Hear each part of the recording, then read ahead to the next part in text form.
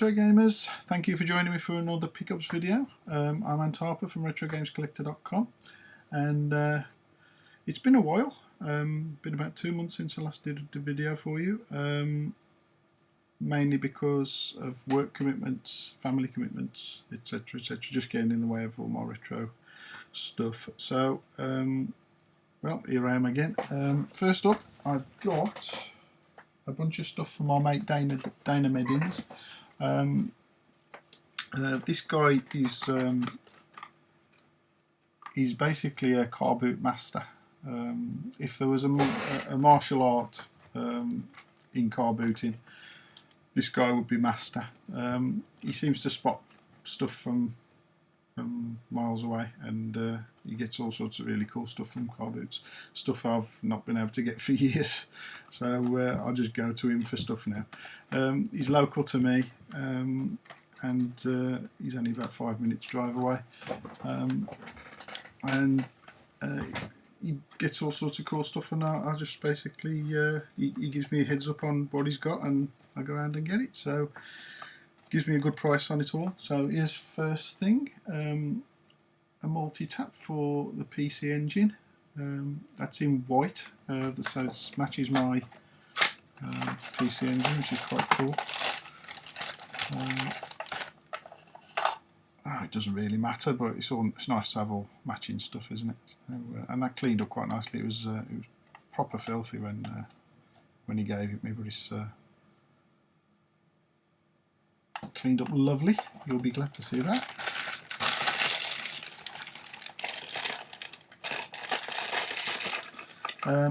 Also from Dana, something I've been after for quite a while for my ColecoVision is this expansion module 2.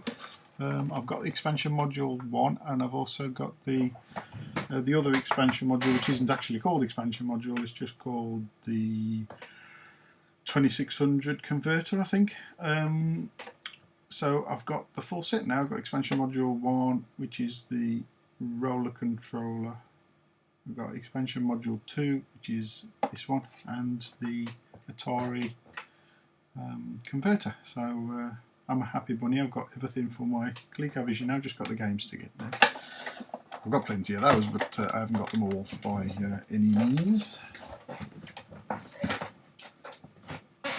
Some more stuff from Dana. There's a bunch of Intellivision games. I'll load them. Tron Deadly Discs, Tron Mazethon, Mazatron, not Mazathon, Mazatron. Yeah, get it right, Ant. Star Strike, Soccer, bit of a common one there. Space Battle, another common. Golf, another common. Armour Battle, another common. Mission X, that's cool. Frog Bog, these are a bit harder to get hold of. Lock and Chase, and Utopia. So that expands my Intellivision collection somewhat. What else did I get from Dana? Right, yes. Some Dragon 32 games. Some Scott Adams Adventures from Adventure International. Savage Island, Part 1 and Part 2. Those are quite hard to get hold of, so I'm very happy I got those. I do collect text adventures. I was well into text adventures back in the day, and I still enjoy playing them now, believe it or not. And I should be loading them up on my Dragon as soon as I get my Dragon out of its dark, dusty corner. Terminator 2, that's cartridge for the Commodore 64. In box as well, which is quite good to have. Another Dragon 32 game, Vulcan Noughts and Crosses. Apparently that's an early cover version. Everest, my Salamander, and a utility called Dragbug. I do believe that's a disassembler. Yeah, it's a monitor, machine code monitor plus full disassembler. So, that's quite a good bunch of hard to get stuff. Dragon stuff doesn't grow on trees.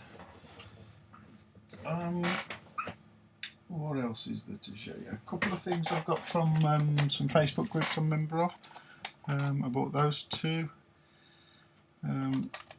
for the ZX Spectrum. I needed those for my Sinclair branded collection. I haven't got many to get now. I've got to get games 2 and 3, I think, and obviously the Macman titles, which don't elude me, but I won't pay the prices that they seem to want to charge for those. So I'm just going to have to wait till I drop lucky and find them at a car boot. Haha, yeah, right.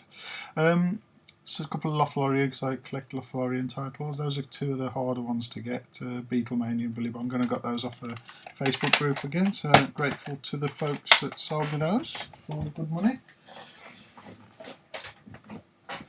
And what else did I get? Car boot stuff. I've been car booting a couple of times since I last saw you. Since you last saw me even. I can't see you, this is a video. House of the Dead 2 and 3. For Wii, obviously.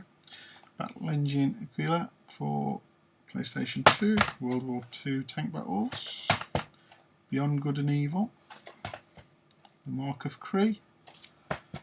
Time Splitters. Believe it or not, I've never had Time Splitters either for the Xbox or the PlayStation, so that'll be the first time I ever play that. I'm told it's very, very good. I probably missed out on something really good. Killzone, that looks great. Can't wait to try that. Grand Theft Auto 3, which I've got for the Xbox but not for the PlayStation 2. And a weird one, Space Invaders Invasion Day. It's like a cross between Resident Evil and Space Invaders. Yeah. Could it be good? I don't think so.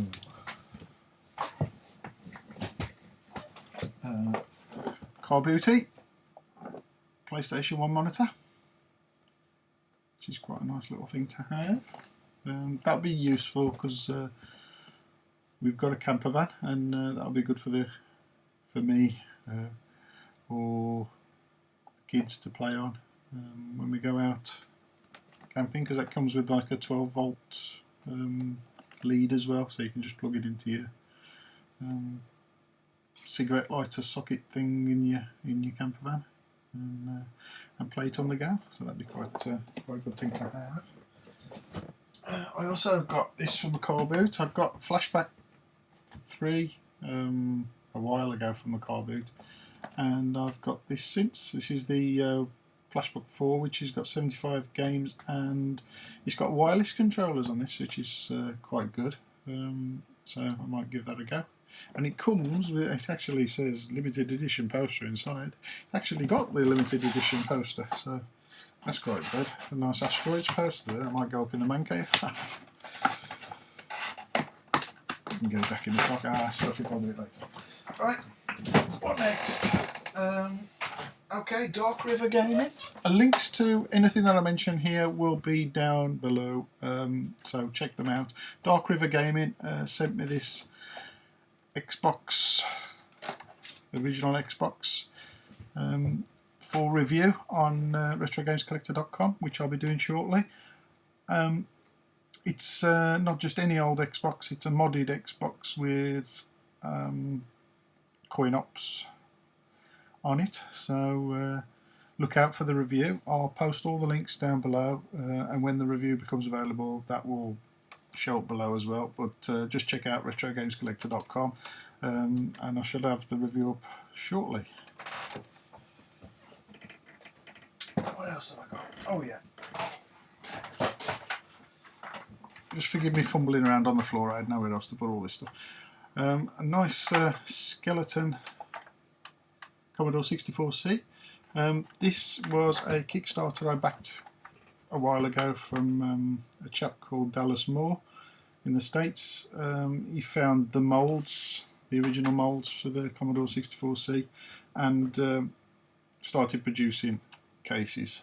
I bought a translucent one, and I also bought a red one, which I haven't got a 64C in yet.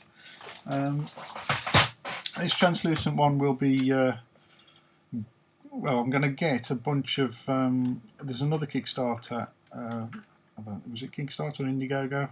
It was crowdfunded anyway, full translucent keys from an Austrian company, I think, or an Austrian guy,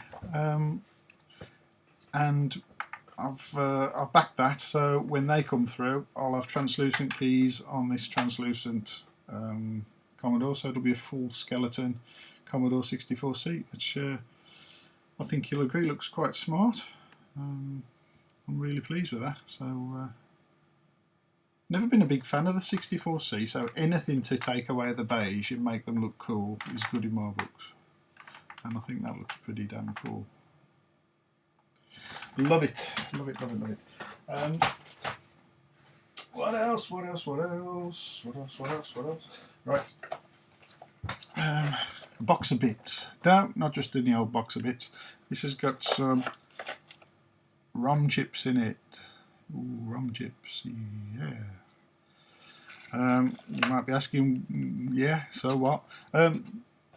If you're a Speccy fan, this little box here with these bits and bobs in will be quite exciting, because this changes a Spectrum Plus 3 into a Plus 3E, which has got enhanced capabilities. So as soon as I get a chance, I will be taking apart one of my Plus 2As or Plus 2Bs or even my Plus 3, I don't know which I'm going to use yet, and turn it into a Plus 3E. This will allow you to add IDE things to your, it's basically an IDE interface that you've got here.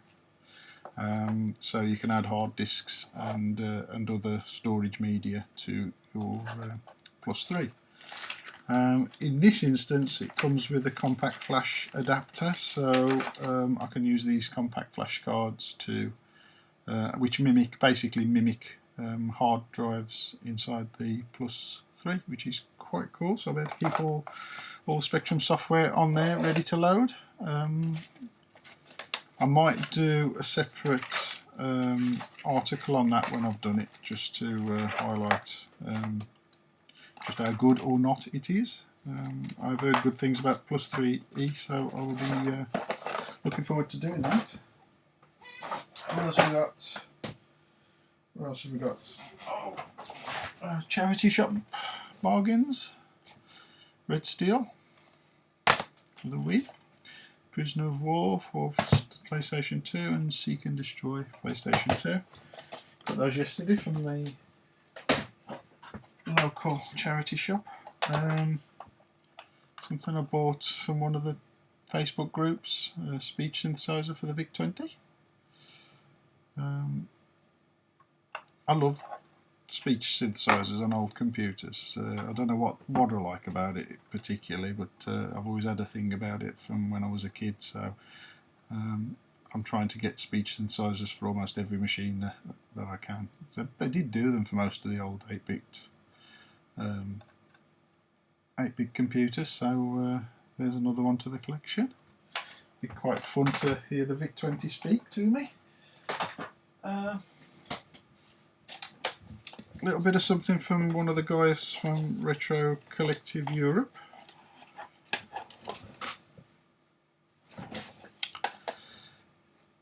Some NES games, or NES games for any American watchers. Techno Rygar even. Godzilla, Boulder Dash, and North and South. Rygar came with the instructions. Some more stuff from another member of Retro Collective Europe, Danny. She sent me along this 464, and also this boxed TI-99, which is really cool. I had a TI-99 already, but it was pretty dodgy, to be honest. The power supply was dodgy on it, and the cables were all broken and dodgy. So it did work, but I had to keep jiggling things to keep it working. This one's nice, it works perfectly, it's all in really good nick, and it comes in the box. So thank you, Danny, for that. I'm very grateful.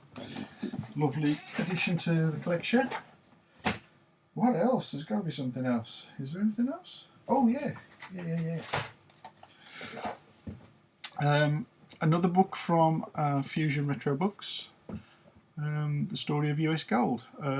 I've reviewed this on retrogamescollector.com. Again, the link will be below.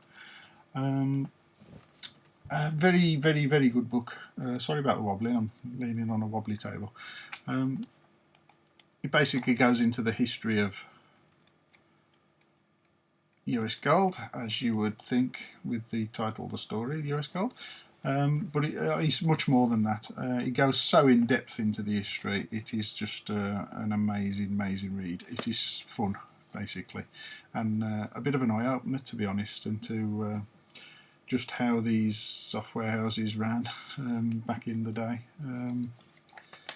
Very cutthroat business it was, and it's all in here. So if you've got a chance to purchase this, go to fusionretrobooks.com and grab a copy, because it is fantastic. You'll love it.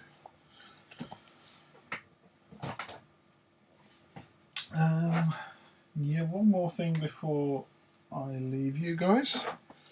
I bought a couple of t-shirts. This is one of them. I think you'll agree the design is absolutely amazing. I absolutely love that. So it's got a Super Famicom controller on it. I bought another one which had an Atari CX40 controller on it. That's the standard joystick controller for those who aren't into serial numbers and names.